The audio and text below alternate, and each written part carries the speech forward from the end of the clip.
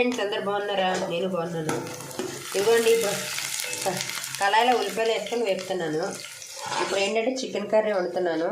Already marinate చేసుకున్నాను అంతానా, ఉప్పు కారం పసుపు అన్నీ వేసేసి. ఇప్పుడు దీంట్లోని అల్లం వెల్లుల్లి పేస్ట్ వేసుకుందాం.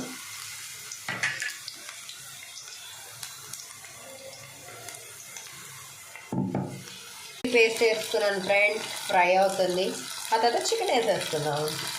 ఇప్పుడు దీంట్లోని చూసారా, ఈ చికెన్లోనే అన్నీ వేస్తున్నాను. ఇక కారం ఏం వేయాల్సిన అవసరం లేదు, డైరెక్ట్గా వేసేసుకుంటున్నాను. ఇప్పుడు ఇది టింగ్ టాంగ్ అని పెడతాం.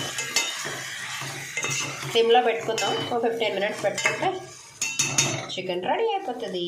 హాయ్ ఫ్రెండ్స్, ఇదిగోండి చికెన్ కర్రీ రెడీ.